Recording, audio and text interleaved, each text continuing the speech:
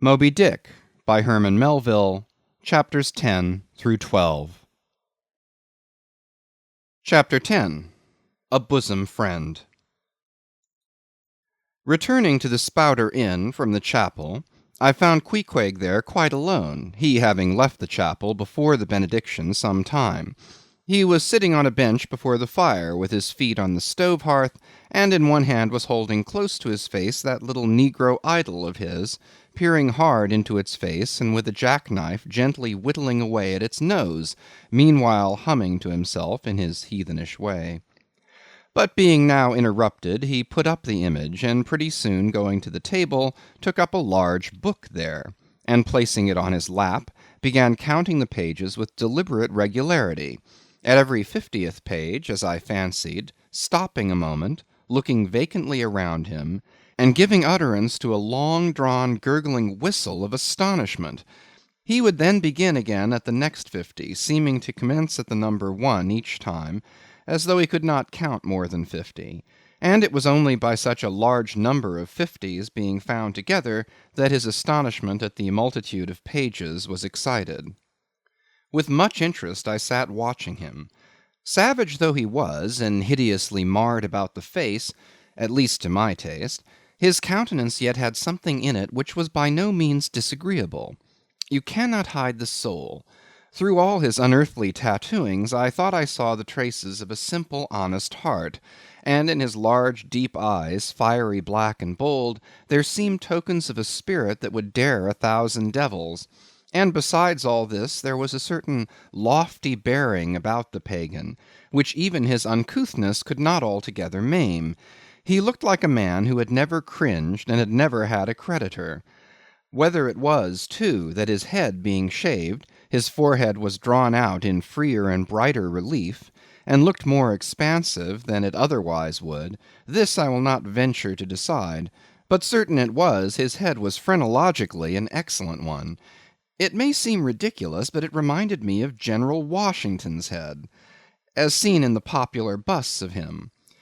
It had the same long, regularly graded, retreating slope from above the brows, which were likewise very projecting, like two long promontories thickly wooded on top. Queequeg was George Washington cannibalistically developed. Whilst I was thus closely scanning him, half pretending meanwhile to be looking out at the storm from the casement, he never heeded my presence, never troubled himself with so much as a single glance, but appeared wholly occupied with counting the pages of the marvellous book. Considering how sociably we had been sleeping together the night previous, and especially considering the affectionate arm I had found thrown over me waking in the morning, I thought this indifference of his very strange. But savages are strange beings. At times you do not know exactly how to take them. At first they are overawing. Their calm self-collectedness of simplicity seems a Socratic wisdom. I had noticed also that Queequeg never consorted at all, or but very little, with the other seamen in the inn. He made no advances whatever, appeared to have no desire to enlarge the circle of his acquaintances. All this struck me as mighty singular, yet upon second thoughts there was something almost sublime in it.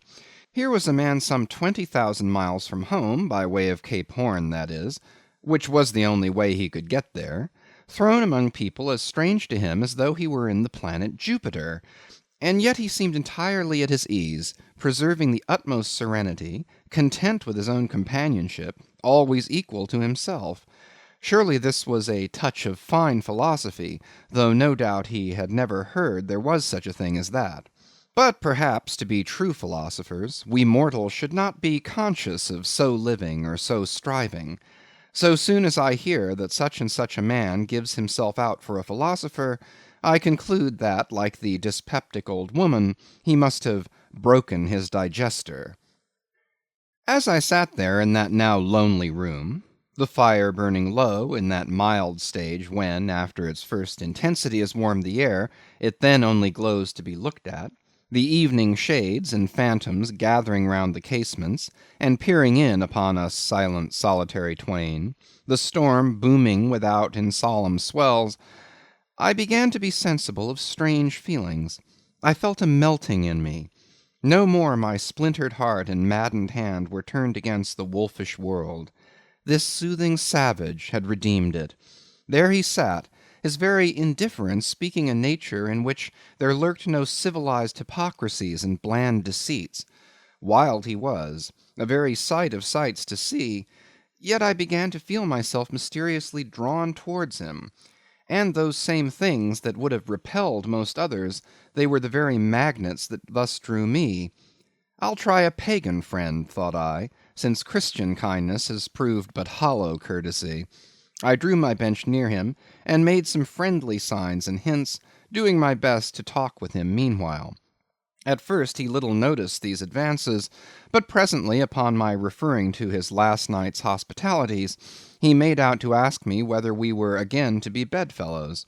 I told him yes, whereat I thought he looked pleased, perhaps a little complimented. We then turned over the book together, and I endeavored to explain to him the purpose of the printing, and the meaning of the few pictures that were in it. Thus I soon engaged his interest, and from that we went to jabbering the best we could about the various outer sights to be seen in this famous town. Soon I proposed a social smoke, and producing his pouch and tomahawk, he quietly offered me a puff. And then we sat exchanging puffs from that wild pipe of his, and keeping it regularly passing between us. If there yet lurked any ice of indifference toward me in the pagan's breast, this pleasant, genial smoke we had soon thawed it out, and left us cronies.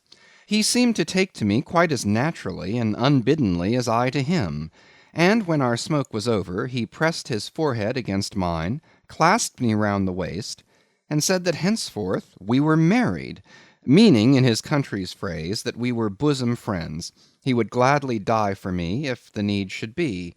In a countryman, this sudden flame of friendship would have seemed far too premature, a thing to be much distrusted, but in this simple savage those old rules would not apply. After supper and another social chat and smoke, we went to our room together. He made me a present of his embalmed head, took out his enormous tobacco wallet, and groping under the tobacco, drew out some $30 in silver. Then spreading them on the table, and mechanically dividing them into two equal portions, pushed one of them toward me, and said it was mine.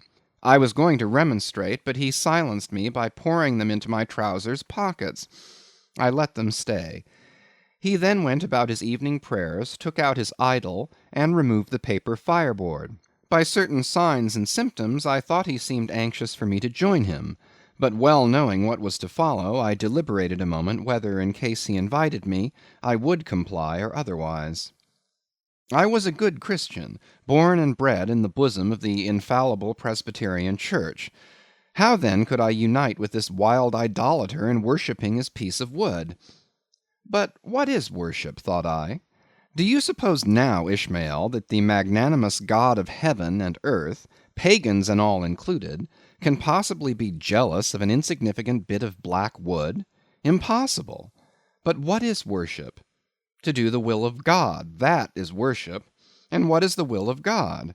To do to my fellow man what I would have my fellow man do to me, that is the will of God. Now Queequeg is my fellow man, and what do I wish that this Queequeg would do to me? Why, unite with me in my particular Presbyterian form of worship. Consequently, I must then unite with him in his. Ergo, I must turn idolater.